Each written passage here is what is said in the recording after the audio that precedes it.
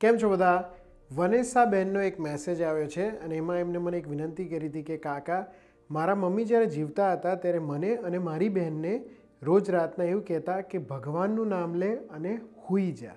આપણને ખબર છે કે સાચો શબ્દ તો સૂઈ જા છે, પણ વનેસા બહેને ખાસ વિનંતી કરી છે કે કારણ કે એમના મમ્મી હંમેશા એમને કહેતા કે સૂઈ જા. હવે એમના મમ્મી આ દુનિયામાં રહ્યા નથી, એટલે એમને એક ખાસ વસ્તુ કરવી છે એમના બહેન માટે.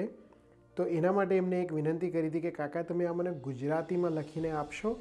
તો તમારા માટે મેં લખી આપ્યું છે.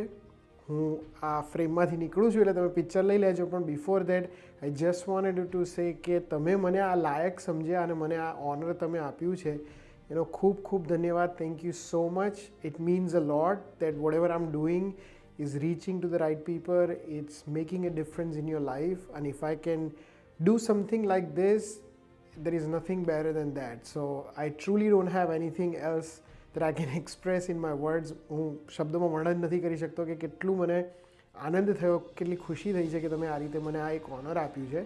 So for that thank you so much. હું આ ફ્રેમમાંથી નીકળું છે, સો તમે પિક્ચર લઈ લેજો. મારા બધા જ દર્શકોને જે લોકો જુએ છે, જો તમારે આવી કોઈ પણ વિનંતી હોય તો બે ઝીઝક મને મોકલજો.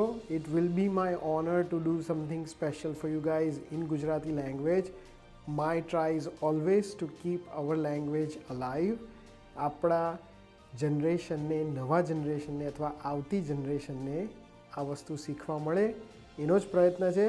હસી મજાક તો હંમેશા રહેતી જ રહેશે, એના વગર તો દુનિયામાં જીવા ના મળે. એટલે આપણે હસતા રહીશું, મજાક કરતા રહીશું, પણ હંમેશા યાદ રાખજો કે આપણે શીખીશું. બરાબર છે? આવજો.